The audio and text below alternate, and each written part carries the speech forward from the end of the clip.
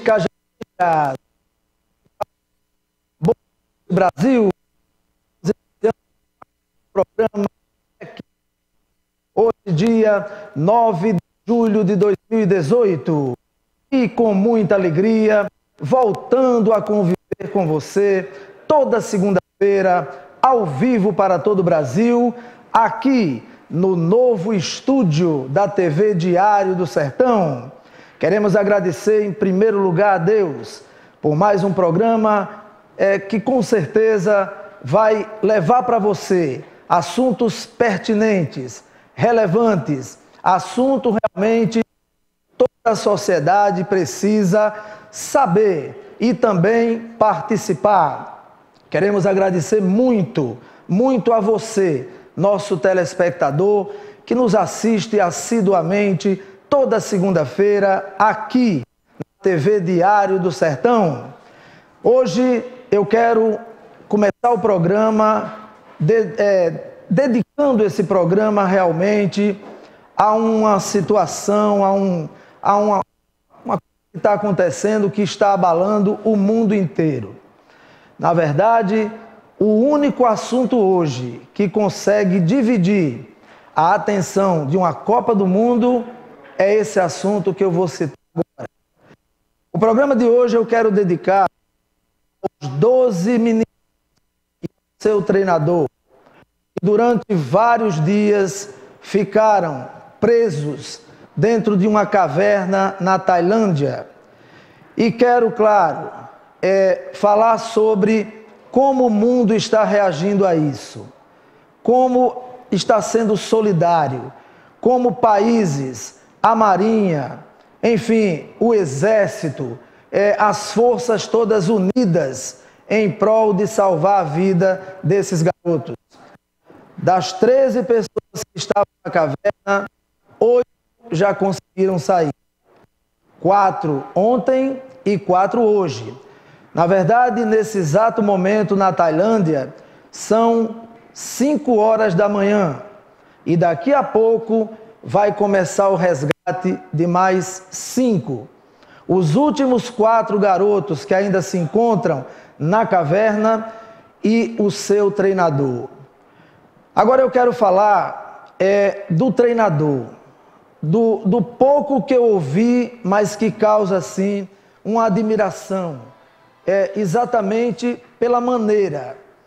O treinador simplesmente abriu mão de se alimentar, entrou num processo de meditação para tranquilizar os garotos e está totalmente fraco, mas mesmo assim ele se colocou para ser o último a ser retirado da caverna. Ele não quis ser o primeiro, mesmo da maneira frágil como está, assumindo a liderança, ele colocou: eu serei o último a sair.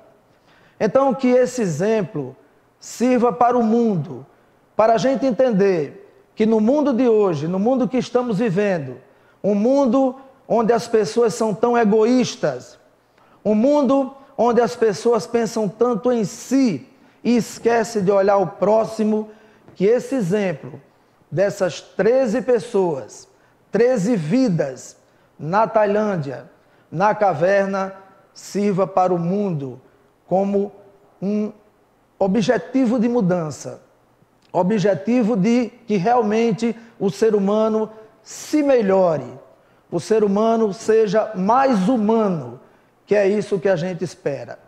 Então o programa de hoje é dedicado a essas 12 crianças, esses 12 meninos e ao seu treinador.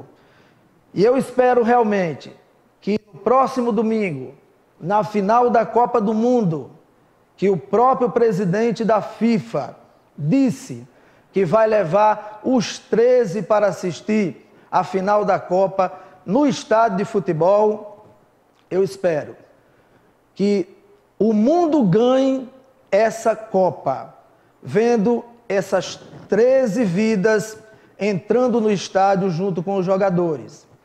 Eu espero na próxima segunda-feira estar dizendo isso aqui a você, nosso telespectador, que realmente Deus é maravilhoso, Deus existe, mas é preciso que as pessoas entendam que o fato de Deus existir, é preciso que haja mais humanidade, mais amor, mais calor humano e mais respeito entre as pessoas.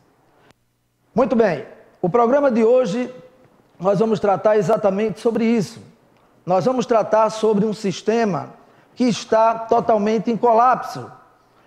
Um sistema que, apesar de termos dentro do sistema carcerário detentos, mas em muitos lugares desse país não estão sendo tratados como seres humanos.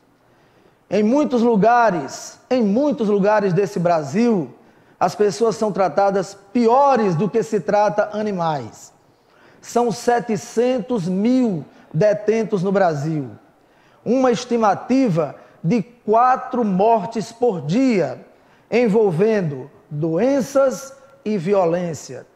Doenças como a tuberculose, que realmente entra dentro do sistema carcerário devido às situações precárias que os detentos vivem dentro dos presídios. E que o nosso governo, infelizmente, já deveria ter levado isso como uma prioridade. Porque o problema não é o sistema carcerário.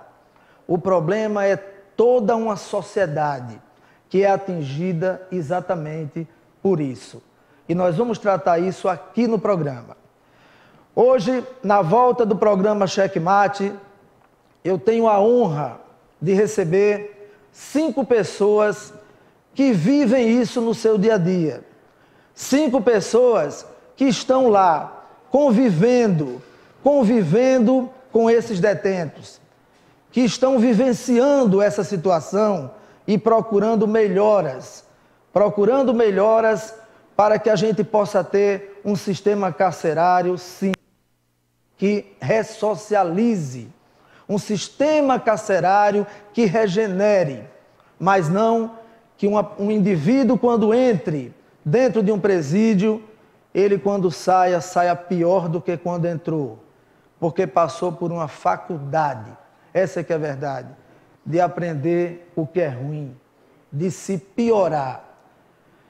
Eu quero dar o boa noite e agradecer a presença, começando aqui pela doutora Aline Mota.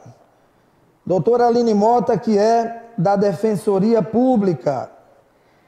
Doutora Aline Mota, o seu boa noite para todos os nossos telespectadores. Muito obrigada, Fernando, muito obrigada pelo convite e também, desde já, parabenizo pela escolha do tema para ser levado em discussão, que é um tema totalmente atual e também que envolve muitas questões. Parabenizo desde já pela escolha e pela iniciativa. E boa noite a todos. Espero que tenhamos um debate profundo e que, inclusive, saiamos aqui com alguns encaminhamentos, né, para as autoridades que são responsáveis pela gestão do sistema carcerário no Brasil, na Paraíba. Muito bem.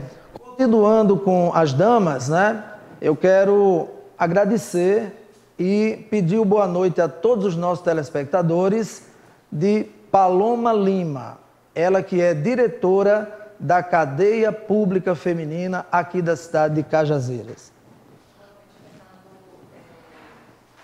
Agradeço a estar presente neste importante debate sobre esse tema que é de uma grande relevância na nossa sociedade. E agradeço também pela oportunidade de poder continuar no nosso trabalho aqui e na nossa missão lá, todos os dias. Obrigada. Muito bem, é isso mesmo. Programa ao vivo é assim, né? Programa ao vivo é assim. Deixa eu ajeitar aqui. Pode botar a câmera aqui. Tem programa. É bom que o telespectador veja. O programa é ao vivo, né? E quando é ao vivo, aí de vez em quando dá um probleminha, né? No microfone e tal, a gente tem que trocar, né? Mas né? A prova realmente que é um trabalho feito com muita seriedade para você, nosso telespectador. Agora eu peço boa noite do Thales Almeida, ele que é diretor da penitenciária padrão aqui da cidade de Cajazeiras.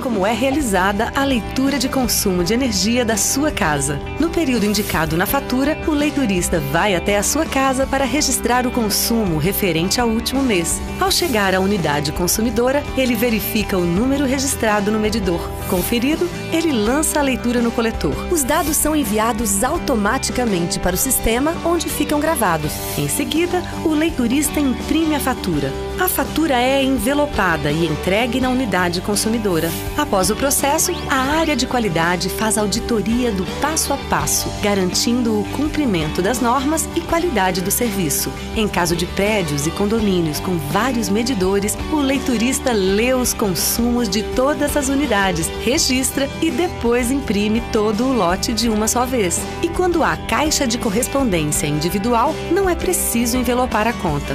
Fique ligado na informação. Energisa, ligada na sua energia.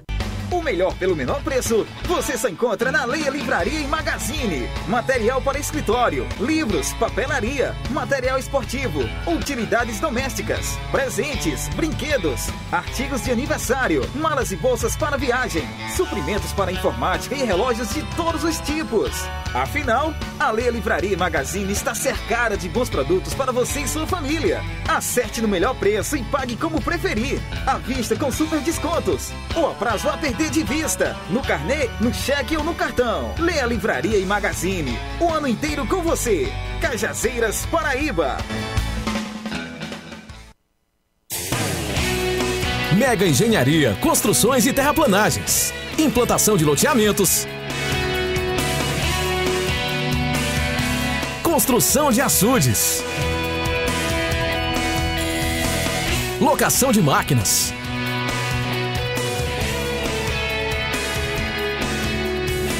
Mega Engenharia, rodovia BR-230, quilômetro 502, Distrito Industrial, Cajazeiras, Paraíba, 83 3531 4535 e 99935 7718. O Sertão agora é notícia. TV Diário do Sertão.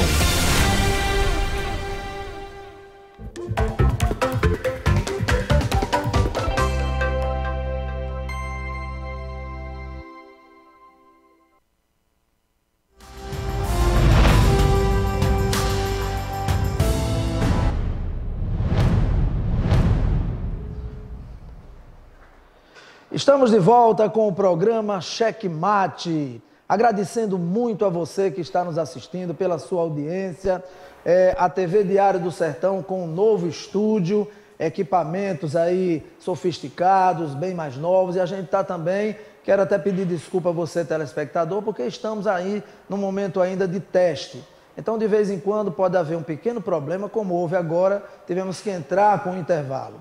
Volto agora com Thales Almeida, diretor da penitenciária Padrão de Cajazeiras. Seu boa noite, Thales. Boa noite, Fernando. Boa noite a todos. Agradecer pelo convite para poder participar aqui dessa discussão, desse debate acerca do sistema prisional.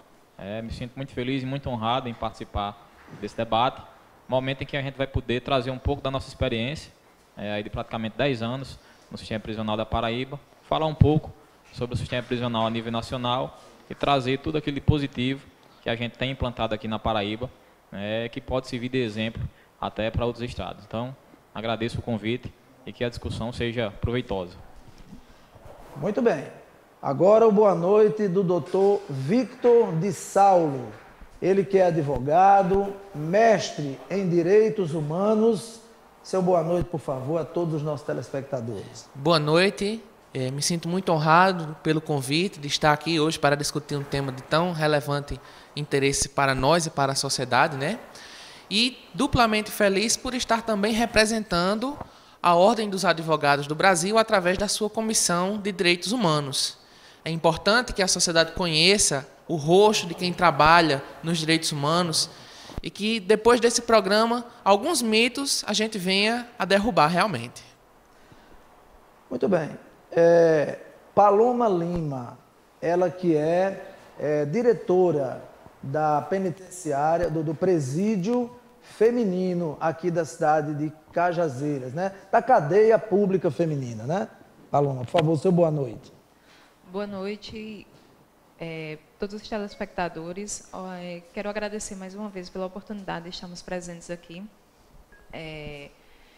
Espero que seja proveitosa essa discussão sobre o sistema carcerário paraibano e brasileiro também. E aqui eu espero que para uma oportunidade para podermos mostrar um pouco do nosso dia a dia, do nosso cotidiano e da nossa missão diária. Ok. É isso, obrigada. Ok.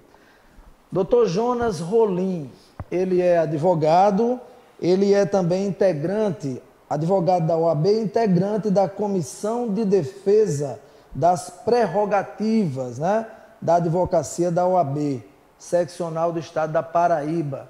Dr. Jonas, seu boa noite a todos os telespectadores. Obrigado, Fernando. Boa noite a você, a Mário, a Zé Neto, a Kiyoshi, que está lá dentro operando essa extraordinária estrutura que foi montada aqui no estúdio da TV Diário do Sertão. Quero parabenizar a todos que integram essa rede de imprensa. Isso só demonstra a efetividade do trabalho, o reconhecimento da sociedade, porque só cresce quem efetivamente trabalha e quem trabalha bem. Fico feliz pelo convite. O tema é extremamente atual, é extremamente palpitante. Vou trazer uma perspectiva da advocacia, das dificuldades de enfrentar a defesa das prerrogativas que não são privilégios de uma classe, que na verdade são direitos que servem à sociedade. Fico feliz em estar ao lado de notórios conhecedores do direito, minha amiga e atual coordenadora da Defensoria Pública, Núcleo Regional de Cajazeiras, doutora Aline Mota, meu antigo colega de universidade e hoje meu colega de profissão, doutor Vitor Saulo, doutor Thales, doutora Paloma, enfim, a todos que integram aqui, para mim é uma satisfação e uma honra estar aqui presente no seu programa. Muito obrigado. Muito bem. A partir de agora, você, nosso telespectador, deve participar, tá certo? Você pode perguntar, você pode comentar através do WhatsApp DDD 839-8653-1759. Você também pode e deve interagir, participar através do Facebook Diário do Sertão e também pelo Twitter, @Diário do Sertão. Vale salientar que você também pode assistir o programa pelo portal, né? tvdiariodosertão.com.br. E agora também é uma grande novidade e um grande prêmio para a gente, né? Logo depois eu vou ter aqui a presença também do nosso diretor-presidente, Peterson Santos, que vai falar das novidades, né? A TV Diário do Sertão agora também a cabo, né? Numa parceria com a Netline. Você também pode adquirir o pacote para você ter aí todos os canais, incluindo a TV Diário do Sertão, por apenas R$ 19,90. Gente, não dá nem R$1 por dia para você poder assistir o programa na comodidade da sua casa, na sua empresa, através da TV a cabo, através da Netline, ok?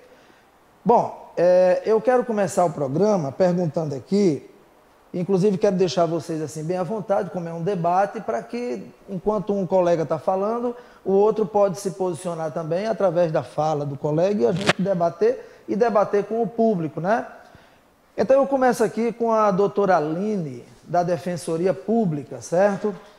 Doutora Aline, qual o diagnóstico que a senhora faz, certo, do sistema carcerário hoje, né? Qual o diagnóstico atual do nosso sistema carcerário brasileiro?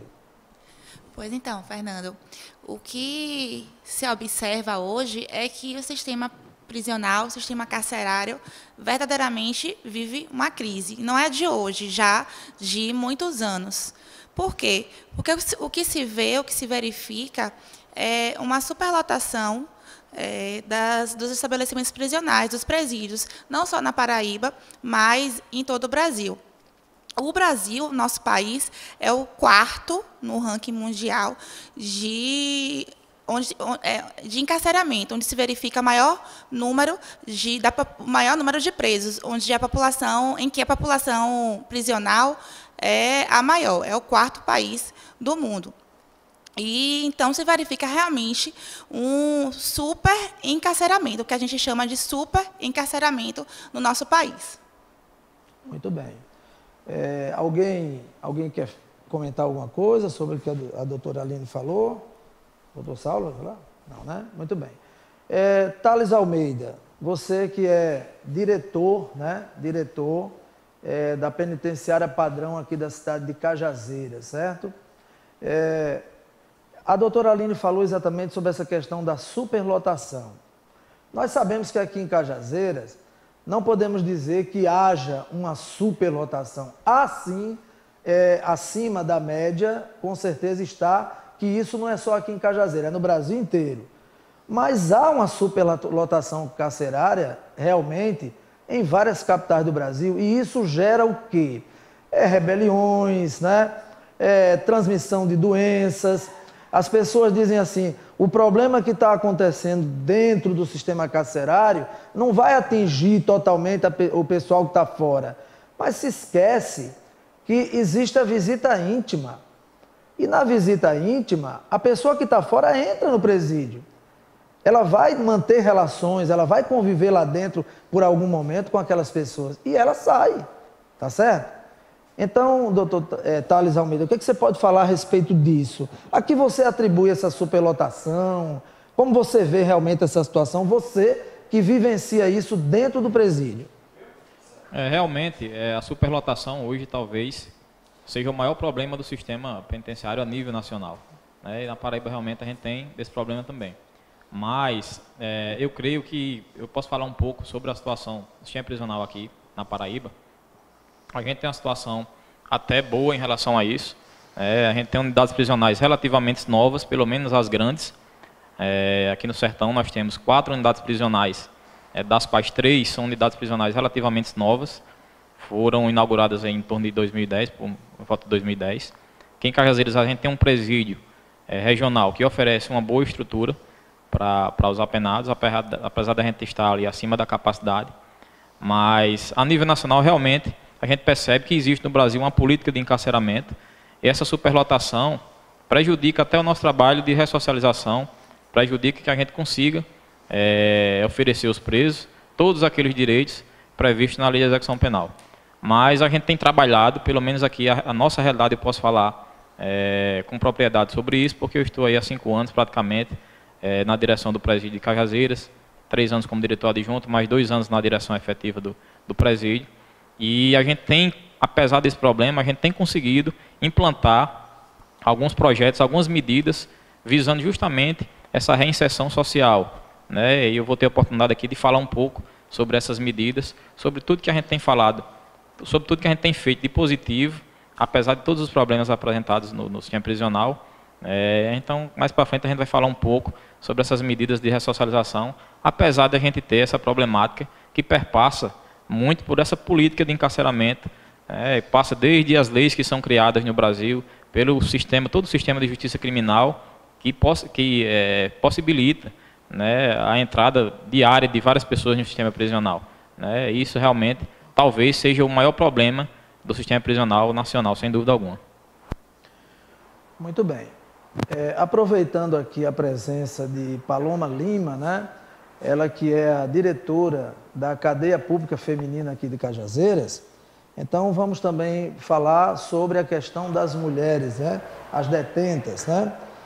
Paloma, o Brasil ele ocupa o 5º lugar no ranking dos países com maior população prisional feminina, atrás dos Estados Unidos, China, Rússia e Tailândia. As mais de 37 mil presidiárias brasileiras parecem, inclusive, seguir um perfil,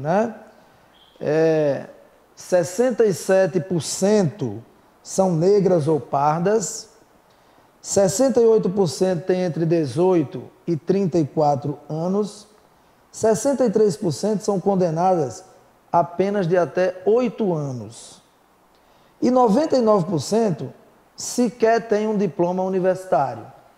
É lamentável, mas é verdade, né? É a chamada falta de educação nesse país, né? No seu entendimento, essa situação hoje, ela está se modificando ou não? Só complementando um pouquinho sobre esses dados, de 2000 até 2018, a população carcerária feminina teve um aumento de 679%. E essa realidade nós vivemos aqui. Então é bem maior do que isso que eu falei. Isso, né? isso. Quando eu assumi a direção aqui há 5 anos atrás, tinha cerca de 20, 24 presas. Eu já cheguei em 72 aqui em Cajazeiras, não é em outro lugar, aqui em Cajazeiras. Esse aumento se dá também pelo aumento da criminalidade em si. Como o senhor acabou de falar de um perfil das apenadas no Brasil, a mulher, infelizmente, hoje, nesse perfil, ela se enquadra no crime de tráfico. Eu digo sem medo que minha população carcerária hoje, 80, 85%, é oriunda do tráfico. Porque a mulher no tráfico, dificilmente, raramente, ela vai ocupar o topo da pirâmide, da hierarquia. Ela está lá na base. Ou substituindo o marido que está lá preso, e ela ficou fazendo aqui fora, ou, infelizmente, viciada, sem ter como manter o vício, e assim ela vai praticar outros tipos de delitos, mas também vindo do tráfico. Esse perfil, justamente as que eu tenho hoje, e eu creio que a grande população, a grande massa carcerária feminina hoje, vem dessa base familiar, vamos dizer, um pouco desconcertada, de relações amorosas abusivas, que fazem a mulher entrar realmente no tráfico e desenvolver esse papel de base que elas têm, que nunca chegam lá, raramente chegam no topo da pirâmide do crime do tráfico.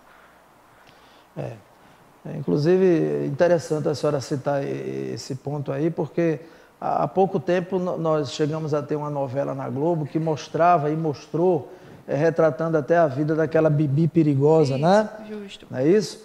E mesmo na novela, bateu bem com o que a senhora está dizendo. Em nenhum momento podemos dizer que a Bibi, que retratou muito bem tudo que a senhora falou, chegou a ser assim o topo da cadeia, da pirâmide, né, no tráfico. Na verdade, eu me lembro que acompanhei, claro que a gente tem que acompanhar mesmo, né? Era o parceiro Rubinho, né? E que, de certa forma, é ele que a colocou nesse mundo do crime. Não é isso? Justamente. Muito bem, muito bem. Ok, doutora.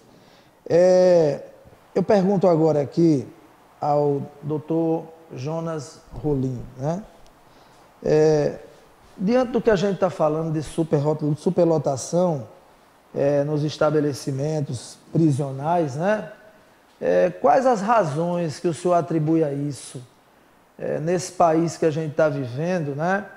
Onde se prioriza tantas coisas, né? E tantas coisas que devem realmente, o que a gente pode colocar de o essencial e o importante, né? A gente vê um Brasil que ele cuida do importante, mas esquece de cuidar do essencial, né? E o sistema carcerário no Brasil, ele é essencial. E muitos tratam como importante. Isso aí a gente pode deixar para depois, né? Vamos fazer isso aqui, porque isso aqui agora... Mas esquece que o crime está avançando. O crime está avançando. E hoje, muitos presídios do Brasil, na verdade, nós podemos dizer que também são QGs de grandes organizações criminosas, onde de lá desses presídios saem todo o comando aqui fora. Então, como o senhor atribui isso? Que razões essa superlotação? Fernando, essa pergunta ela vai ser muito melhor esclarecida pelo presidente da Comissão de Direitos Humanos, que é quem convive cotidianamente com essa questão. Mas, sem sombra da menor dúvida, se deve a um vácuo do Estado. A um vácuo duplo do Estado, na verdade. O primeiro é aquele na base da sociedade, na asseguração das condições mínimas de bem-estar, de igualdade de condições para acesso à educação, para acesso ao emprego, para distribuição de renda, para a criação de condições para o cumprimento daquela agenda e daquele plano que foi estabelecido com a Constituição de 88. Né? E o sistema carcerário, que foi criado para atender uma demanda bem menor do que efetivamente é cobrado, para que ele cumpra, acaba gerando como um dos principais fatores a questão da superlotação carcerária. Quando alguém cresce num contexto onde não existem as condições mínimas para que ele desenvolva os seus potenciais, ele vai acabar sendo uma presa fácil para a violência, vai acabar sendo uma presa fácil para o crime, vai acabar caindo dentro de um sistema que não foi feito para ele e que ele foge aos princípios e aos fundamentos que o legitimam. Eu acredito que, como premissa dessa minha fala, seria muito bom eu citar, ao falar de crise penitenciária, ela não está isolada das demais crises que nós estamos passando no nosso país. Né? Nós estamos atravessando crises em todos os aspectos da vida nacional. Nós estamos atravessando crise no aspecto financeiro, nós estamos atravessando crise no aspecto político, nós estamos atravessando crise no aspecto jurídico. Né?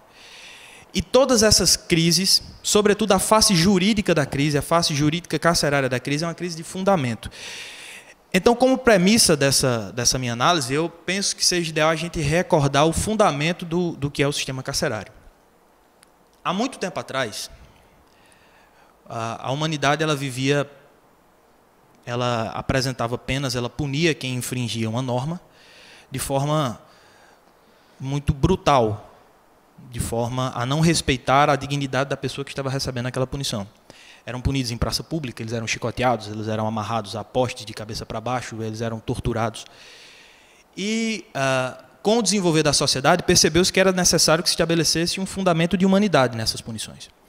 Entendeu-se que a privação da liberdade ela já era suficientemente sufocante para cumprir todos os desideratos e dar uma oportunidade a quem estava sendo punido de vir a ser efetivamente ressocializado. A base filosófica desse pressuposto, desse fundamento, é o livro de Foucault, Vigiar e Punir, né? Onde ele diz o seguinte, que o preso ele precisava se submeter a uma vigilância completa durante um determinado período, onde ele, se sentindo completamente despido, vigiado, tendo todos os seus atos acompanhados pelo Estado, ele iria adotar um comportamento diferente, ser forçado a adotar um comportamento diferente e não iria querer retornar àquele estabelecimento onde ele não tinha direito a nada. Quando você pensa numa penitenciária superlotada, a primeira coisa que você vai enxergar é que ele não vai ter condições de ser vigiado integralmente. Vão ter muitos atos que ele vai praticar de dentro do presídio que ele não deveria ter acesso. Como eu disse a priori. Essa é uma questão que o presidente da Comissão de Direitos Humanos vai responder muito melhor do que eu. Mas o problema hoje do sistema carcerário não é nem de longe os direitos que eles têm, mas os direitos que eles não têm e que ainda assim, pela falta de estrutura, e logicamente, esse não é um defeito a ser atribuído à administração dos presídios, e eu conheço a realidade de perto, eu conheço o trabalho de Tales, conheço o trabalho de Paloma, mas muito mais a esse segundo vácuo do Estado a que me referi, que é o vácuo de não dar às administrações prisionais, aos agentes públicos responsáveis por evitar que esses problemas eles se desenvolvessem, as condições mínimas de trabalho, o contingente é inferior ao ideal, as condições físicas, na maior parte das vezes, é inferior ao ideal, né? E acaba gerando essa série de direitos que os presos não têm e ainda assim eles têm acesso. Têm acesso a informações externas, eles acabam comandando algumas ações de interior dos presídios, né? Isso não tem absolutamente nada a ver com o sistema jurídico, né? Essa crise penitenciária ela tem muito mais a ver com um aspecto pragmático do que propriamente jurídico. Bom, então, como o senhor mesmo enfatizou, né, acho interessante agora que o Dr. Victor de Saulo complemente a sua fala, abrilhantando ainda mais a sua resposta. Ok? Muito bem, né? Obrigado, Dr. Jonas, por ter me passado a palavra com tanta responsabilidade a cumprir, mas realmente faz verdade as suas palavras. Nós vivemos num país em que o vácuo do Estado, no que contempla os direitos sociais, as políticas sociais, ele vai a cada dia mais se esvaziando, através, principalmente, da diminuição do investimento em educação, porque não se gasta em educação, se investe em educação. E a nossa juventude, as nossas crianças, os nossos jovens, eles vão a cada dia menos à escola e mais a qualquer outro lugar que não é a escola. E aí o que acontece? O crime, que está em toda parte, se aproveita desse vácuo do Estado e vai ocupar o lugar dele, né? O jovem, ele não tem uma perspectiva de emprego, ele não tem uma perspectiva de formação, ele não tem uma perspectiva de vida futura, ele acha no tráfico um caminho mais fácil, ele acha na prática criminosa de outros crimes que não o tráfico também uma vida mais fácil, uma forma de obter sustento, alimento, vestimenta, de usufruir do que nós consideramos as coisas boas da vida, e aí acaba sendo uma presa fácil. E depois que se entra nesse caminho, é muito difícil retornar. Porque não se trata necessariamente de dizer que o criminoso é um coitadinho, como muita gente atribui aos direitos humanos esse discurso. Nossa legislação, ela é clara. Quando se pratica um crime, estando presentes os requisitos, ele deverá ser punido. Nossa legislação prevê isso. O que nós, dos direitos humanos, há muito tempo já alertamos é a necessidade de atuar antes que esse jovem ele entre na prática criminosa. Seria a prevenção. Exatamente. Nós sabemos que se investe em educação, países que investem em educação têm uma população carcerária muito menor. Né? Porque quanto mais educados nós somos para conviver juntos e em paz, menos menor a possibilidade de entrarmos em conflito. Porque nada mais, nada menos, o crime trata-se de um conflito entre uma pessoa e o Estado, ou entre uma pessoa e outra, que está tolhendo ali um bem, um direito, uma liberdade. Certo? E aí o Estado vem reprimir essa conduta. Então, quando há educação, quando há verdadeiramente o intuito do Estado em ocupar esse espaço com formação cidadã, com perspectivas para o mercado de trabalho, para o futuro, aí sim esse jovem pode-se dizer que ele está mais distante de ser aliciado pela criminalidade, seja em qualquer uma de suas faces. A doutora Aline Mota, ela quer comentar também, aproveitar a fala do doutor Victor de Saulo. Por favor, doutora Aline. Acrescentando, né, ao que foi falado pelos colegas, eu vejo como uma das principais causas do superencarceramento e da superpopulação carcerária que nós temos hoje no país, a política criminal que é adotada hoje pelo Estado brasileiro. Qual seja uma política criminal de agigantamento também do direito penal. O que isso quer dizer, Fernando? Significa que o Estado brasileiro, que o nosso legislador, né, através do nosso legislador, ele optou por dar ao direito penal e colocar no direito penal a responsabilidade de resolver a maior parte dos problemas, os problemas mais graves do nosso Estado. Então, hoje, muitas condutas e são tuteladas, né, como a gente fala, são protegidas pelo direito penal, quando, na verdade, não deveria ser. O que acaba acontecendo? Acaba acontecendo a existência de muitos tipos penais, de muitos diplomas legislativos que criam crimes, na verdade, criminalizam condutas quando não deveriam criminalizar. E aí, por exemplo, como exemplo, depois da edição da Constituição, da publicação da Constituição de 88, até hoje, foram criadas mais de 80 leis criminalizando condutas. E isso acaba gerando o quê? Pessoas que praticam crime. Se existe uma conduta que antes não era crime, passa a ser crime, né? Verifica-se, então, um aumento da prática de crimes, porque novos crimes passam a existir e novos criminosos passam a existir e novas condenados por esses crimes passam também a existir e novos encarcerados passam a existir. Então, o que se verifica é que o Estado brasileiro vem adotando uma política criminal de direito penal máximo, quando deveria adotar uma política criminal de direito penal mínimo, né? O direito penal, como a gente, desde do início do curso de Direito, a gente estuda que é a última ratio do direito, que significa a última medida, a última forma de punição. Existem outras formas de controle social, o direito é uma forma de controle social, e dentro do direito, o direito penal deve ser a última a ser adotada, mas não é o que a gente vê no Estado brasileiro. E, como consequência, temos, dessa política criminal adotada pelo Brasil, temos a superpopulação nos presídios. Ok. Eu quero aproveitar para agradecer ao doutor João de Deus Quirino Filho, né? Ele que é o presidente da OAB e deixou, assim, colocou à disposição o doutor Jonas Rolim, o doutor Victor de Saulo, para que viesse participar do programa. Agradecer a você, doutor João de Deus, e um abraço a todos os nossos advogados, né? Aqui da seccional de Cajazeiras e de toda a Paraíba, de todo o Brasil, naturalmente, né? Doutor Victor de Saulo, o senhor falou aí há pouco, quando estava comentando, né, sobre a questão da superlotação e tudo, né?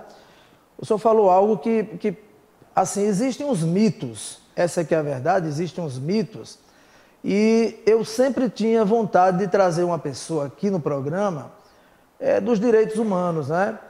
Porque a gente escuta quase que diariamente as pessoas dizerem o seguinte, né? Direitos humanos são direito de bandidos?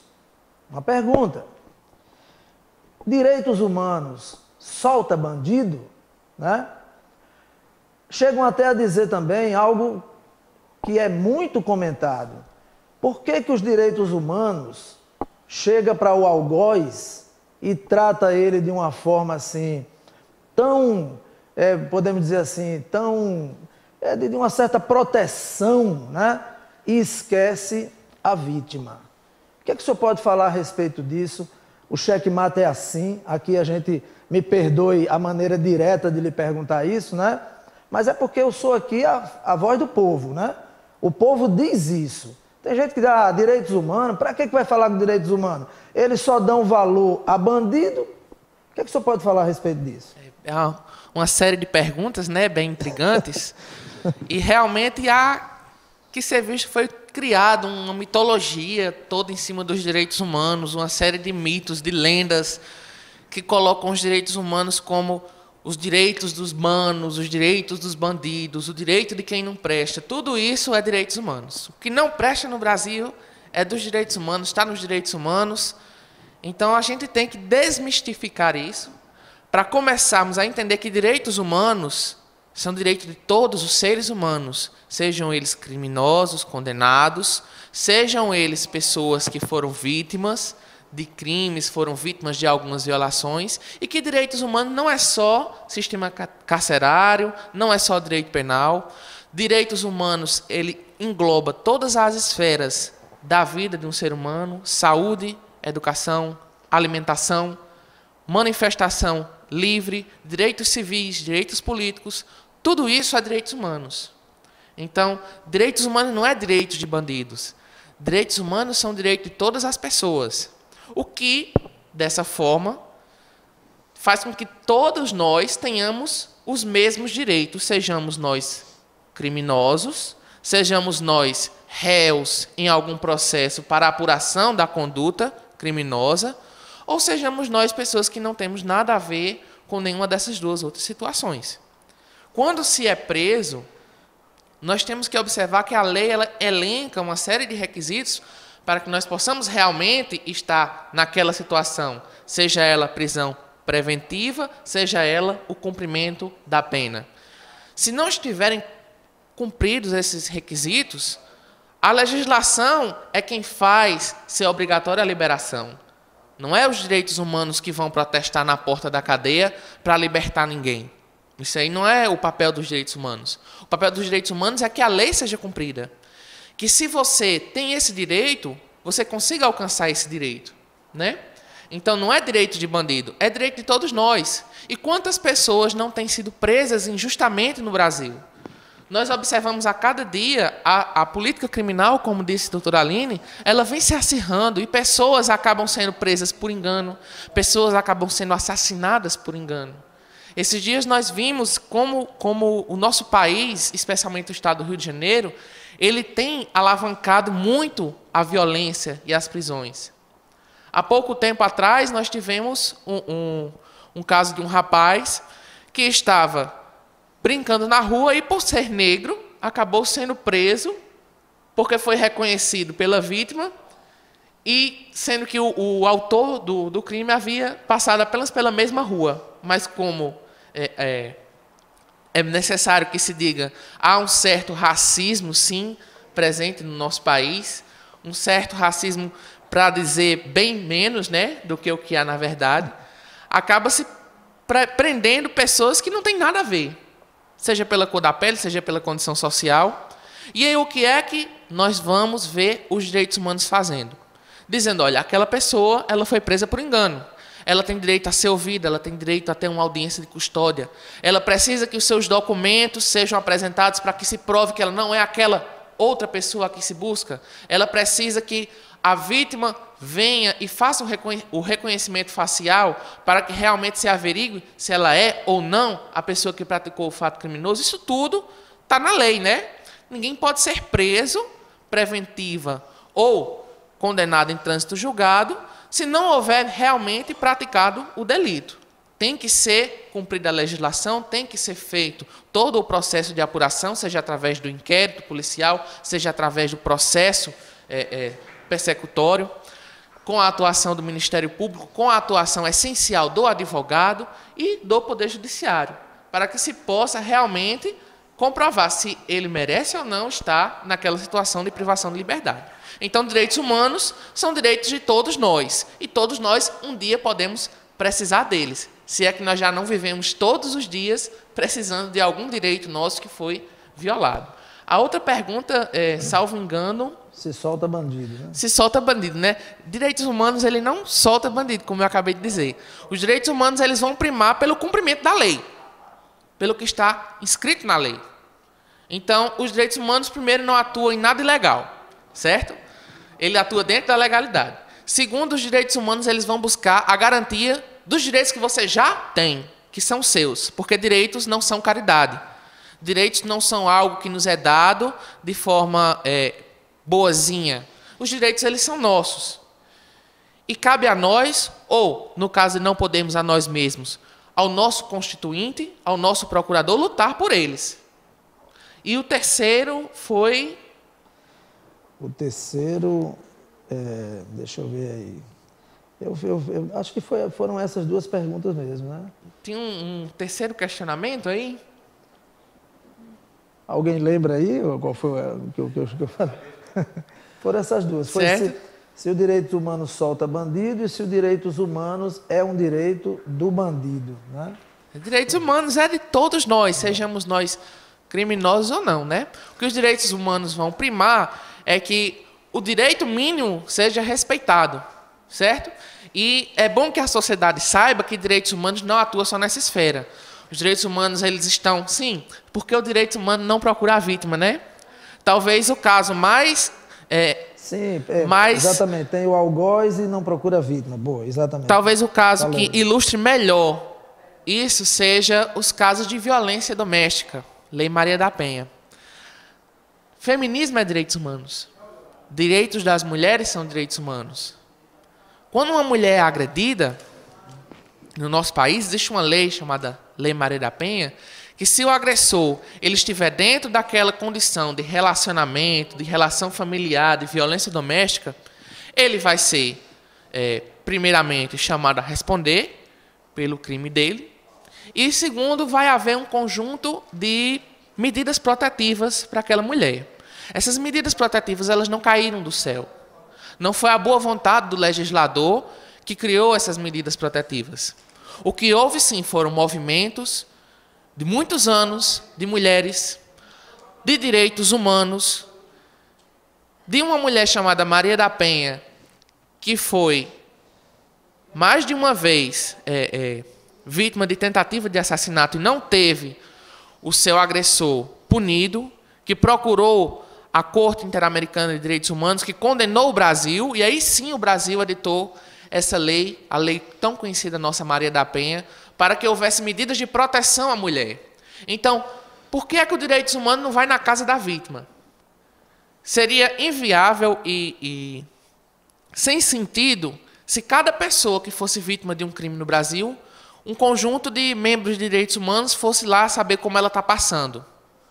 Porque nós temos que saber que os direitos humanos, eles não atuam na esfera do interesse individual. Ela atua sim na vida individual de cada um, mas não daquela pessoa, daquela outra pessoa. Tem que atuar numa esfera maior, de proteção do maior número possível, de trazer o maior bem possível aos outros que foram, porventura, agredidos. Então, quando a gente pensa que no Brasil nós temos políticas de proteção à mulher no campo, proteção da mulher na zona urbana, medidas protetivas, é um exemplo de como os direitos humanos se preocupam com essas vítimas, certo? Através de ações maiores, através de políticas públicas. E aí nós vemos em Brasília muitos grupos de direitos humanos se manifestando diuturnamente pelas políticas sociais, pelas políticas de educação, pelo nosso SUS, quando hoje nós vemos que muitas violações dentro da esfera da saúde dos indivíduos, elas estão sendo diuturnamente praticadas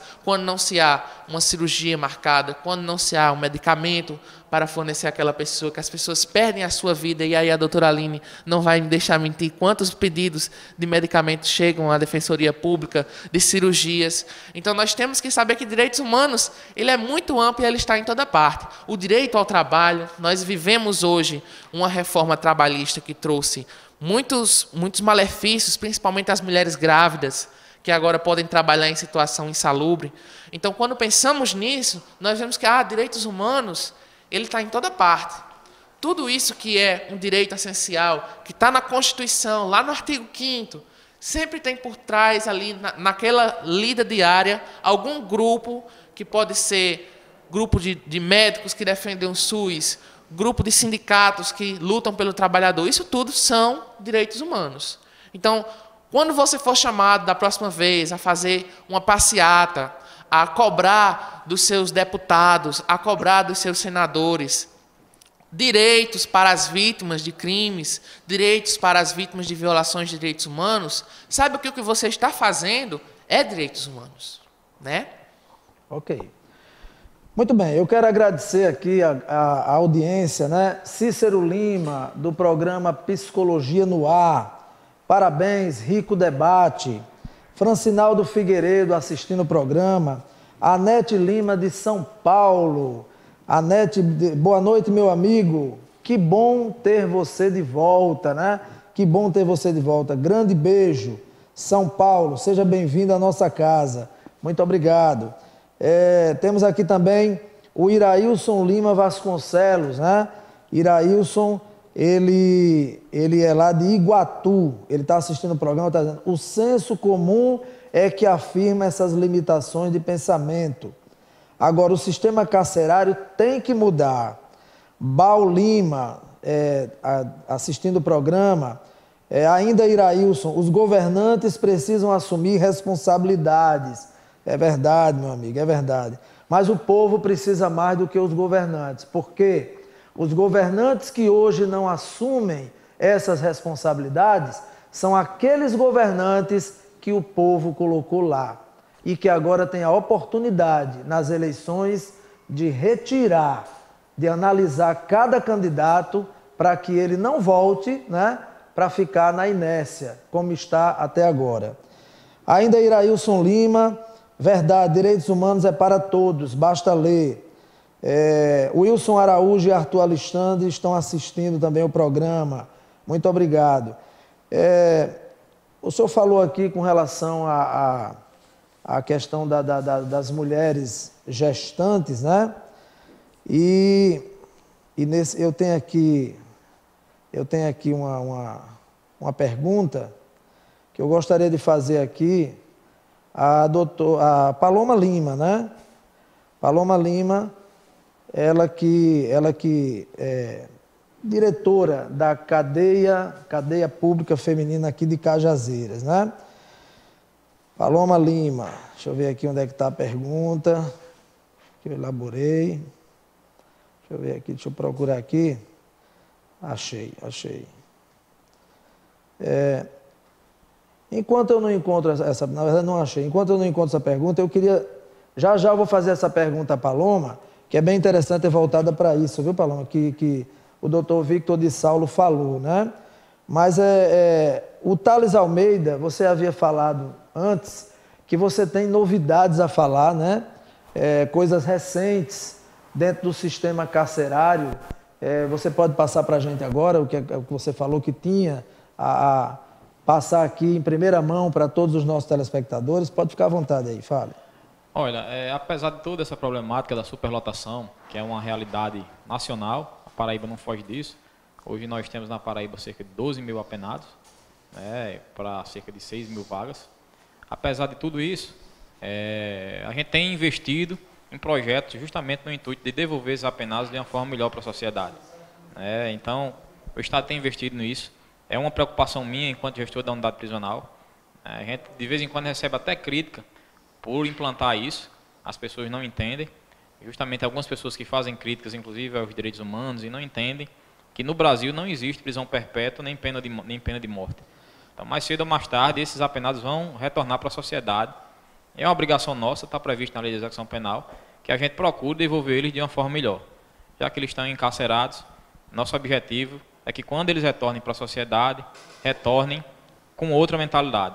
A gente nem sempre consegue, porque não é fácil mudar a mentalidade de um ser humano, uma pessoa que foi criada num ambiente potencializado pelo crime, um ambiente onde faltam algumas necessidades básicas, mas a gente tenta, com os meios que a gente tem, fazer com que isso efetivamente ocorra. Então, no Presídio de Cajazeiras, a gente tem feito algumas ações que têm sido pioneiras nesse intuito de ressocializar essas pessoas. Primeiro, a gente foi pioneiro aqui no sertão da Paraíba na criação de uma cela LGBT. Aqui na Paraíba, o primeiro presídio que criou essa cela foi o Presídio do Roger, onde se verificou que existiam algumas violações do direito do pessoal LGBT, justamente pelo convívio dos apenados. Eu costumo dizer que se existe preconceito contra esse pessoal em liberdade, imagina um ambiente de presídio. Então foi uma preocupação nossa, a gente criou essa cela. Hoje existe, se um apenado se identificar como pertencente a essa população, a gente tem um local adequado onde ele possa ficar e onde todos os seus direitos serão resguardados. Ele terá uma visita diferenciada, ele terá um banho de sol diferenciado e todo aquele tratamento que está previsto na legislação. Além disso, o Estado tem oferecido a alguns presos, principalmente no Presídio de Cajazeiras, alguns cursos profissionalizantes. Há cerca de um ano atrás, a gente concluiu um curso de formação de técnico em ar-condicionado. O pessoal, cerca de 30 presos, terminaram esse curso. Alguns já saíram do presídio e a gente ficou satisfeito. Eu cheguei a ver 2 apenados que já estão trabalhando com esse tipo de ofício. Então, foi uma profissão que eles aprenderam na unidade prisional, estão efetivamente fazendo isso, e eu fiquei muito feliz em ver 2 deles exercendo essa profissão. Significa que eles entraram do presídio de uma forma e saíram de lá de uma forma diferente. Nem sempre a gente consegue isso, a gente não pode ser hipócrita e dizer que todos saem diferente, mas a gente tem feito aquilo que a lei de execução penal determina que a gente faça. A gente foi pioneiro também na questão da educação. Eu acho que a educação, acredito muito que a educação é capaz de mudar vidas. Mudou a minha vida e eu acredito que pode mudar a vida daquelas pessoas que estão ali encarceradas. Então a gente tem uma preocupação em manter esse pessoal com a mente ocupada e, se possível, estudando. No Presídio de Cajazeiras a gente tem hoje ensino médio, ensino fundamental funcionando. Lá todos os dias tem aula no presídio, com exceção dos dias de visita e os domingos. Então tem aula manhã e tarde. Cerca de 80 apenados hoje matriculados, entre os 300 que a gente tem lá, estudando. Além disso, a gente também foi pioneiro na criação de uma biblioteca. Hoje, a gente foi o primeiro presídio também do Sertão que criou uma biblioteca, uma parceria que foi feita com a execução penal. E hoje o apenado pode também diminuir a sua pena pela leitura. É um incentivo a mais para que ele procure se educar, procure ler um livro, procure manter a sua mente ocupada.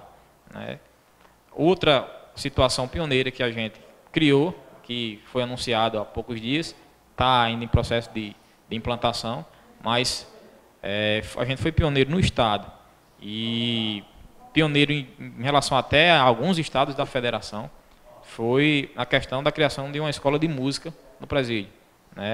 A gente, com essa parceria também com a execução penal, está oferecendo aos presos uma escola de música. Eles vão aprender a música lá na unidade prisional e vão ter também a oportunidade de diminuir a sua pena, de remir a sua pena pelo estudo da música. Então são certas medidas que a gente toma que conseguem impactar e conseguem fazer com que algumas pessoas, aqueles que realmente querem, aqueles que realmente veem a necessidade de mudarem de vida, de saírem ali de uma forma melhor, a gente tem procurado oferecer os meios. Dentro daquilo que é nos oferecido, a gente tem procurado oferecer os meios para que essas pessoas não retornem ao mundo do crime. Algumas pessoas, pelo menos a maioria dos que eu vejo ali, é a questão de falta realmente de oportunidade. Tem uns que realmente vestem a camisa do crime e o crime é a vida deles. Mas alguns, uma boa parte, realmente falta a oportunidade e é isso que a gente tem buscado oferecer enquanto gestor da unidade prisional. Não querendo atrapalhar e já atrapalhando, mas dentro do que você falou, eu queria lhe perguntar o seguinte: você diz, nós tomamos essas medidas, de procurar fazer todos esses benefícios para os detentos. Isso aí é um padrão a nível nacional? Quer dizer, você procura fazer isso aqui em Cajazeiras, você que está dentro do sistema, outros presídios de outras cidades do nosso país, eles fazem isso? Isso é uma coisa do diretor do presídio? Isso é uma normativa que vem para vocês fazer? Ou eu quero, em resumo, que você me diga o seguinte: não, aqui em Cajazeiras eu faço isso, mas lá no Rio Grande do Norte já não faz, já não tem, tá entendendo? Lá no Ceará não tem. Então eu queria saber o seguinte: isso é uma normativa mesmo ou isso é uma decisão sua, como diretor do presídio de Cajazeiras, fazer isso? Olha, na realidade isso é uma política a nível estadual. Como eu falei para vocês, a questão da cela LGBT, por exemplo, começou no Roja, que é o presídio que tem a maior população carcerária da Paraíba, que está com em torno de 1.300 presos hoje. Começou lá e foi gradativamente o secretário, o pessoal da ressocialização da Secretaria da Administração Penitenciária foi repassando isso para os diretores, para que eles implantassem, procurassem buscar parcerias. O pessoal pensa muito, quando fala em sistema prisional, critica-se muito o Estado como um todo, mas o sistema prisional é um problema social, não é um problema só do Estado. A própria lei de execução penal prevê que a comunidade deve participar nesse processo de ressocialização. E é isso que a gente tem buscado enquanto gestor da unidade prisional. A gente tem buscado parcerias, a gente tem procurado dar as mãos com algumas entidades, com alguns órgãos, como a Defensoria, como a Execução Penal, o Ministério Público, a OAB, para que a gente consiga, junto, participar desse processo de ressocialização. Quando eu vim aqui participar, você me convidou para participar aqui do programa, você, quando fez a chamada, bem disse, é um problema social, não um problema só do Estado. Então, hoje na Paraíba existe essa política. A política que, em alguns pontos, Cajazeiras foi pioneiro, porque teve alguém que teve ali a coragem de tomar a iniciativa de implantar essa situação, mas a gente já tem essas iniciativas que eu falei para você, a gente já tem algumas unidades da Paraíba, a biblioteca também agora já foi instalada também na cadeia feminina. Posteriormente a gente já vai implantar essa situação da música também, na escola de música lá. Então, assim, a nossa preocupação primeira, enquanto diretor da unidade prisional, é manter a unidade prisional em ordem, manter a unidade prisional na segurança, com segurança. Os apenados, eles têm deveres e eles devem entender que tem que cumprir as regras disciplinares da unidade prisional, e a gente exige, a gente é rígido nesse sentido, porque a disciplina é uma parte essencial no cumprimento da pena. Primeiro, o apenado ele tem que saber que ali ele tem regras e regras são para ser cumpridas. Nesse ponto também a gente está dando exemplo, porque hoje a gente terminou aí o primeiro semestre na Paraíba como um todo, sem nenhuma morte, em nenhum dos presídios, em nenhuma das 79 unidades prisionais. Né? A gente completou aí 6 meses sem nenhuma morte. Mas também a gente tem que procurar garantir aqueles direitos que são previstos na legislação penal, e são essas medidas que a gente tem tomado. Em outros estados, infelizmente, a gente não vê isso. Alguns estados implantam, outros não. É uma política que precisa se nacionalizar. De uns tempos para cá, graças a Deus, o governo federal abriu ali seus olhos para o sistema prisional, tem investido, tem liberado verbas aí para os estados investirem, mas é uma política realmente que precisa se nacionalizar. A Paraíba hoje, nesse sentido, é um exemplo a ser seguido pelos demais estados. Só complementando um momento a fala de Thales, quando ele fala que na Paraíba já são 6 meses sem nenhuma morte, me fez lembrar o caos penitenciário que foi vivido no ano passado, no início do ano passado, quando praticamente os maiores presídios do país eles estavam sendo tomados pelas organizações criminosas. Então, quando se fala em direitos humanos no sistema carcerário, nós não estamos falando apenas dos direitos humanos dos apenados, mas também dos agentes, né?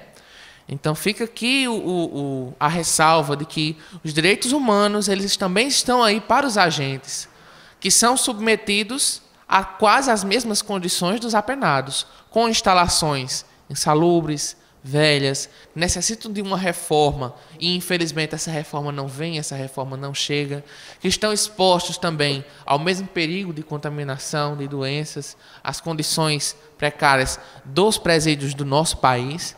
Fica aqui o registro que quando nós, dos direitos humanos, vamos visitar alguma cadeia, algum presídio, para verificar a situação, nós não olhamos apenas com o olhar do apenado, mas também para os agentes, sabendo que são profissionais muito importantes e que às vezes não é dado em todo o país o devido valor a estes que são os verdadeiros,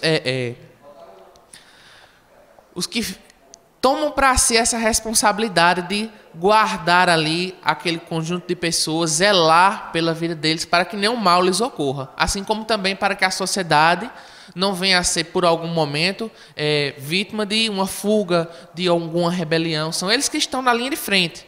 Quando a polícia chega, o agente penitenciário ele já está lá, ele já está atuando. Então é uma profissão de risco, é uma profissão que necessita de coragem também, de um olhar apurado, de um olhar dos nossos governantes para a melhoria das condições de trabalho, das condições de vida e também da carreira desses agentes. Muito bem. É exatamente o que eu falei agora há pouco, né?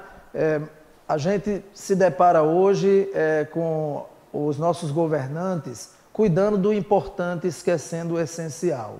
Como o senhor falou muito bem, os direitos humanos não olha apenas os apenados, mas olha também os agentes, né? E quando o senhor falou da valorização dessas pessoas, que tem a função de guardar essas pessoas que estão devendo à sociedade e que por isso estão privadas da sua liberdade, né? Isso aí, eu acho que a maior valorização que deve realmente acontecer começa pelo reconhecimento, começa pelo salário que é pago ao policial militar, né? Que muitas vezes só é reconhecido com a salva de tiros quando está ali morto dentro de um caixão, porque morreu em confronto, tentando ajudar a sociedade. Então é bom que os nossos governantes, né, ou os seus representantes que estão assistindo o programa, lembrem que o país precisa mudar e existem coisas realmente essenciais. E o sistema carcerário no Brasil é uma dessas coisas, certo? Achei aqui a pergunta que vou fazer a Paloma. Recentemente, atenção, detentas grávidas, né? Recentemente, conforme amplamente divulgado pela imprensa, foi posta em vigor a lei que garante a prisão domiciliar às detentas grávidas e em outras situações especiais. Pergunto a Paloma Lima, que ela não vai responder agora, Eu vou chamar um rápido intervalo, na volta ela responde. Na prática, como ocorre a garantia deste benefício? Programa Checkmate, volta já.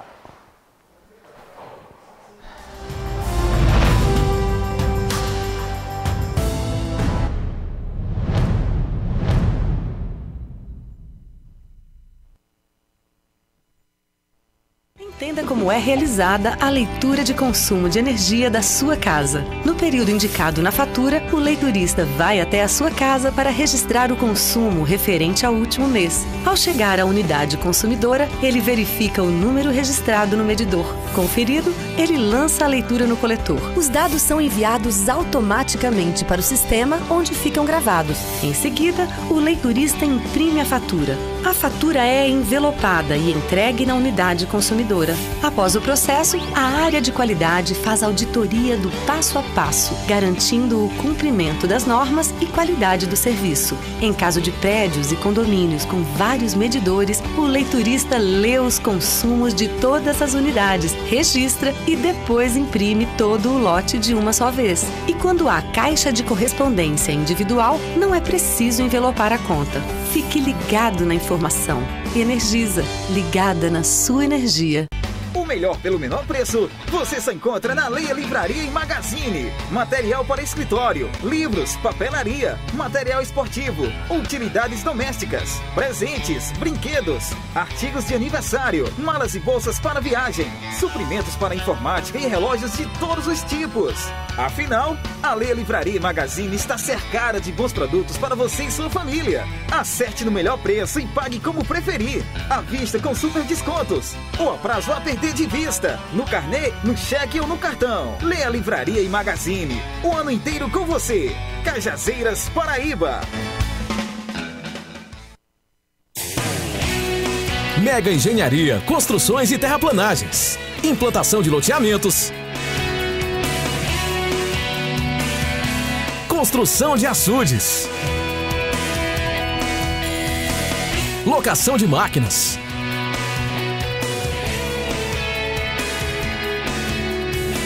Mega Engenharia, rodovia BR-230, quilômetro 502, Distrito Industrial, Cajazeiras, Paraíba, 83 3531 4535 e 99935 7718. O Sertão agora é notícia. TV Diário do Sertão.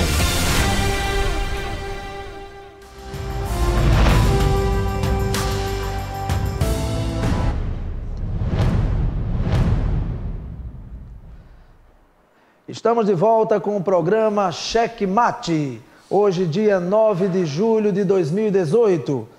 Precisamente às 8 horas e 29 minutos. Ao vivo para todo o Brasil. Estamos hoje debatendo aqui sobre o sistema carcerário no Brasil. Um tema muito importante, muito relevante, que envolve toda a sociedade. Antes do intervalo, eu deixei uma pergunta no ar para Paloma Lima. Recentemente, conforme amplamente divulgado pela imprensa, foi posta em vigor a lei que garante a prisão domiciliar às detentas grávidas e em outras situações especiais. A pergunta é, na prática, como ocorre a garantia deste benefício? Paloma Lima. Falando propriamente da nossa unidade, tivemos esse benefício garantido, estendido, na verdade, a 15 mulheres que se enquadravam nessas prerrogativas, que são elas. São presas provisórias que estejam gestantes, que sejam lactantes ou mães de filhos até menores de 12 anos de idade.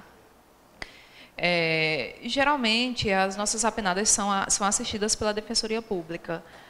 São feitos os pedidos diretamente para a Vara das Execuções Penais e lá ocorre uma audiência onde as mesmas são esclarecidas sobre a forma de cumprimento do regime domiciliar e lá ela recebe essa conversão da prisão em domiciliar. Mas ela tem que se enquadrar nesses aspectos e ser presa provisória.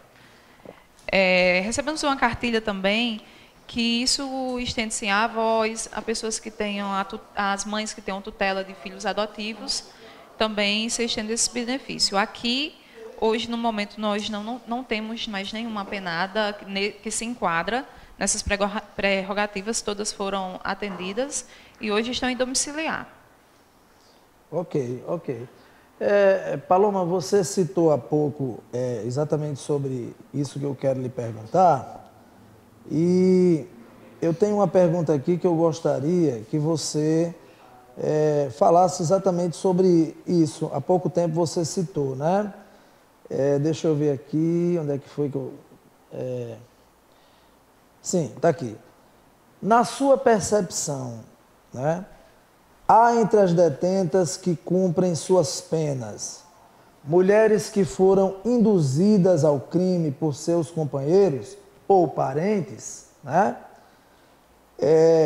Há muitos relatos que indicam esta peculiaridade e, estatisticamente falando, qual o número que você atribui dentro, claro, da cadeia pública que você dirige, né? Estatisticamente falando, qual o número em percentual de presas que saem e realmente não retornam mais? Isso aí está havendo uma evolução em relação a isso, quer dizer, devido a essas mudanças, principalmente aqui na Paraíba, que diante do que Thales falou, a gente tem que parabenizar mesmo, né? O tempo que não tem mortes, não tem rebeliões, quer dizer, isso mostra realmente o Estado está preocupado, né? Enquanto aqui vizinho nós temos o Rio Grande do Norte, que passa por uma situação como aquela, o próprio Ceará, enfim, a maioria das capitais, as cidades do Brasil com esse problema de rebelião, de mortes e tudo mais, né? Então, percentualmente falando, esse número de retorno, ele vem diminuindo ou você pode dizer que realmente existe essa frequência de sair e logo depois voltar? Bom, em relação ao primeiro questionamento, pela minha experiência já de 5 anos numa unidade feminina, como eu falei inicialmente, eu vejo que a mulher, ou ela é produto do meio, daquela base familiar que ela não teve, da educação, que às vezes o pai, tio, avô, colocam as mesmas no tráfico, falando do tráfico, ou pelas relações abusivas, que, na verdade, se o marido dela vai preso, ela continua aqui fora fazendo o que ele fazia, para poder mantê-lo, manter o ciclo dele. E, infelizmente, nesse meio termo, ela coloca a família dela, os pequenos. Todo mundo entra nesse contexto de uma forma ou de outra. Por quê? Porque a mulher ela é mais frágil, a mulher ela é mais sensível. Se o senhor observar, por exemplo, na unidade masculina, a maioria dos detentos tem as visitantes no dia de visita íntima, que são as esposas, as companheiras. A nossa realidade de uma unidade feminina é totalmente desproporcional. Hoje eu tenho 37 apenadas, eu tenho 2 com visita íntima. Aí você pode me perguntar, aí é porque estão presos o marido dela e os companheiros? A maioria não.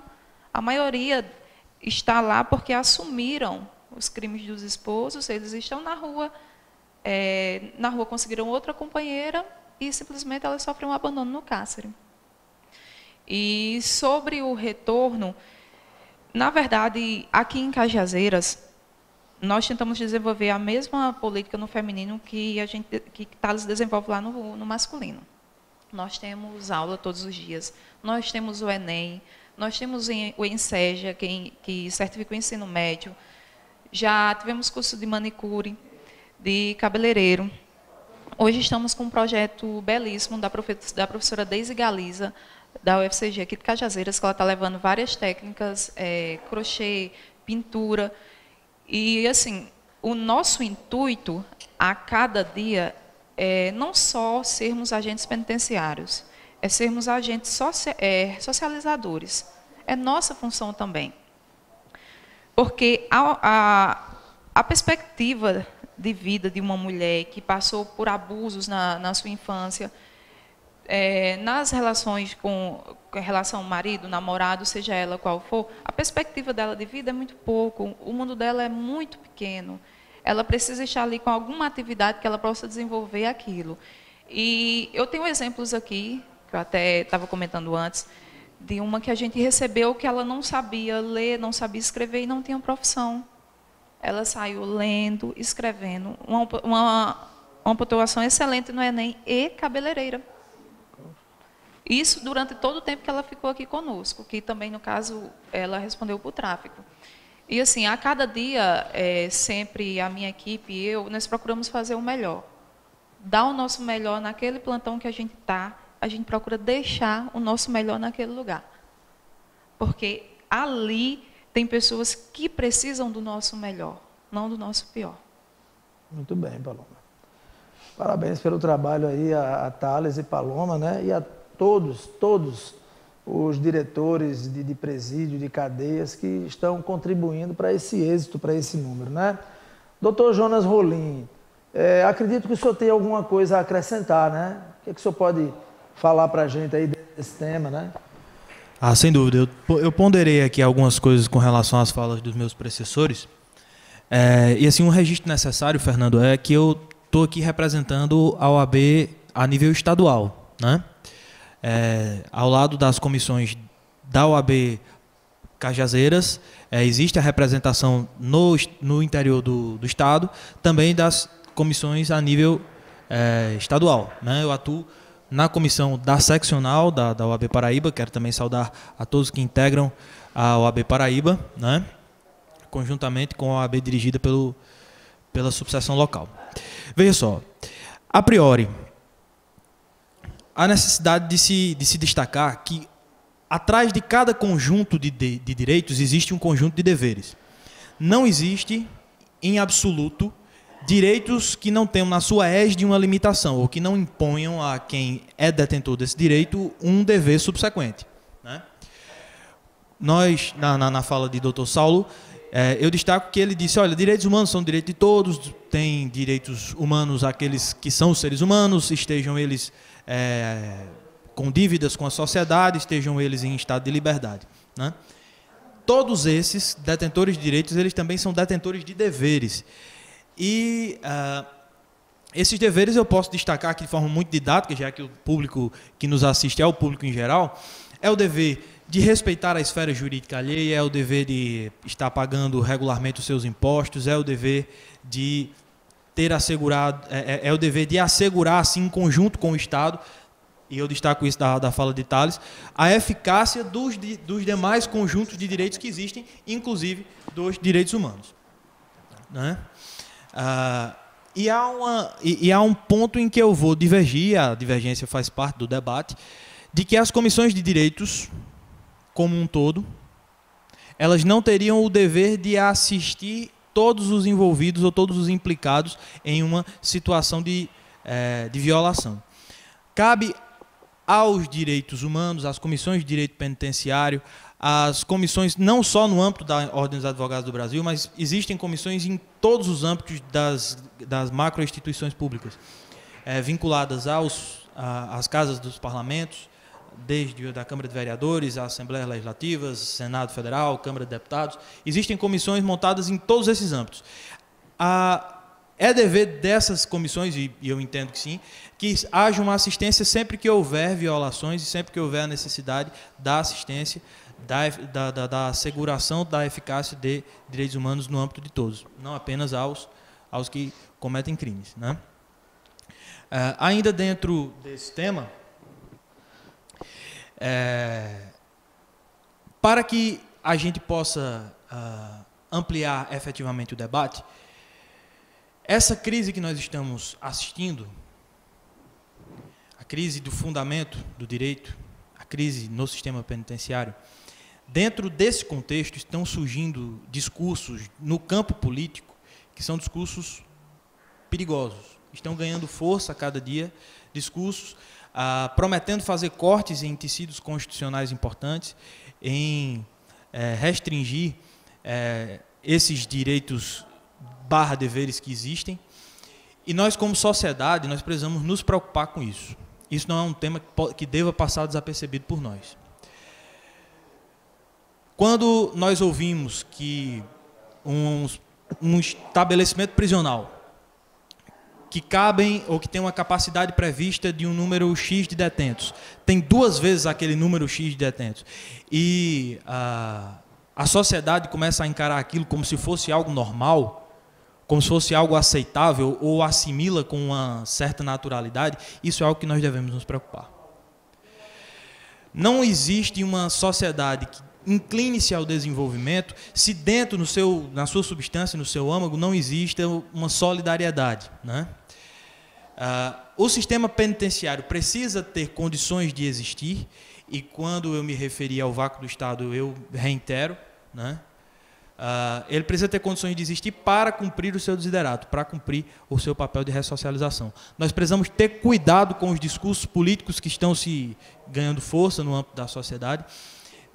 Nós estamos num momento furioso, a sociedade ela estava meio que entorpecida e de repente ela recobrou um poder de indignação e está jogando tudo de uma vez de forma desorganizada. Nós temos as eleições que estão se avizinhando agora neste ano, e há que atentar para propostas que se encaixem dentro deste contexto, para uma solução efetiva do sistema, para uma solução que perpassa pela melhoria nas condições de trabalho das pessoas que atuam nos sistemas prisionais em todos os âmbitos, uma melhoria do sistema, da infraestrutura que existe por trás dele, uma melhoria do pensamento jurídico, né? Nós temos diversos temas que nós estávamos comentando aqui no intervalo.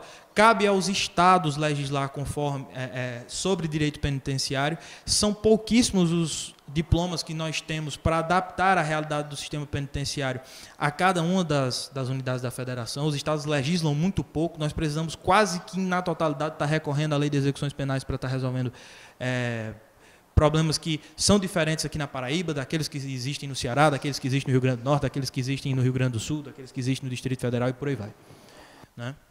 Ok. Penso que já tenha sido suficiente. Eu acho que eu acredito até que estou falando demais. Não que está falando demais, é porque, na verdade, é um tema tão rico, é um tema realmente tão relevante, que o tempo do programa não é suficiente para a gente debater em apenas tudo que tem que ser realmente falado, né, no programa. Mas, claro que teremos outras oportunidades, né? Quem sabe até de trazer individualmente ou em dupla, separando direitos humanos, defensoria pública, né? Os diretores dos presídios, para que a gente faça, o senhor também, para que a gente faça um programa com mais tempo e com mais oportunidade de discernir, né? Eu quero falar rapidamente de uma loja que é um sucesso na cidade de Cajazeiras. Essa loja chama-se Belíssima.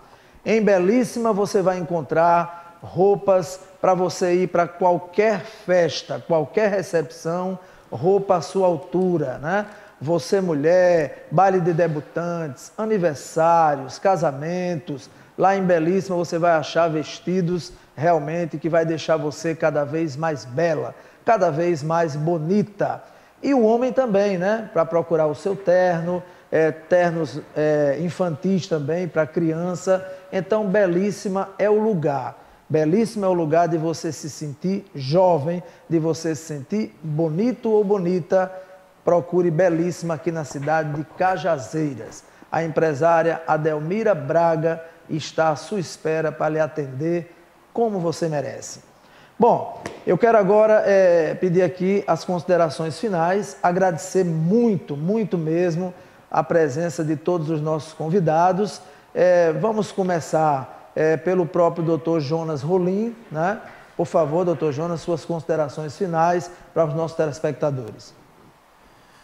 Agradecer a você, Fernando, agradecer a toda a equipe que fez parte da parte técnica aqui nos estúdios da TV Diário do Sertão. Mais uma vez parabenizar pela melhora nas instalações.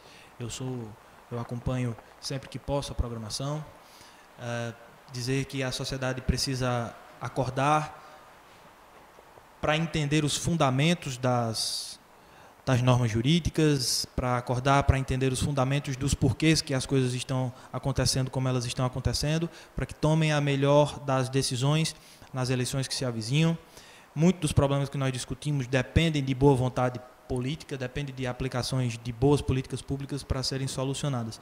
E demais, renovar as saudações que fiz inicialmente à minha amiga e uma profissional de uma elevada grandeza, doutora Aline, doutor Vitor Saulo, também meu amigo, que conheço de longa data, e aqui brindar o bom trabalho feito pelas administrações, tanto do Presídio Regional Padrão de Cajazeiras, através do meu amigo Thales, doutora Paloma. Foi muito enriquecedor cada um dos detalhes que trouxeram como está se realizando as medidas destinadas à ressocialização, que é, sem dúvida, a função social da pena, a última delas, né? A par do dever de prevenção geral, de infundir temor nas pessoas que pretendem cometer crimes, mas principalmente naqueles que já cometeram, que eles tenham condições de voltar de forma produtiva para a sociedade. E eu agradeço. Doutora Aline Mota, da Defensoria Pública, muito obrigado pela presença. Suas considerações finais. Muito obrigada, Fernando. Também obrigada aos colegas que puderam enriquecer também o debate. Realmente o tempo é curto e fica realmente difícil discutir, abordar todos os temas, mas agradeço novamente, Fernando, a iniciativa de trazer ao público, à população, o debate, né, de um tema tão palpitante e que, na verdade, hoje é um dos grandes problemas sociais enfrentados pelo nosso país. E gostaria de fazer um clamor à população, também à sociedade, aos dirigentes, aos membros do Executivo, aos legisladores, no sentido de encarar, de passar a ter uma mudança de entendimento, no sentido de ver o superencarceramento não como a solução. O encarceramento ele não é a solução dos problemas sociais, mas, na verdade, é, sim, um dos nossos grandes problemas sociais. Doutor Victor de Saulo, Direitos Humanos, seu boa noite, por favor.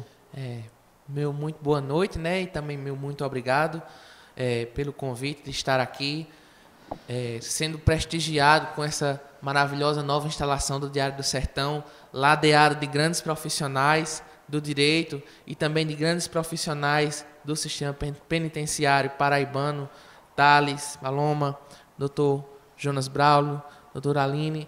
Muito grato de estar aqui hoje discutindo tão importante tema com tão grande corpo de profissionais muito bem habilitados para discutir. Espero que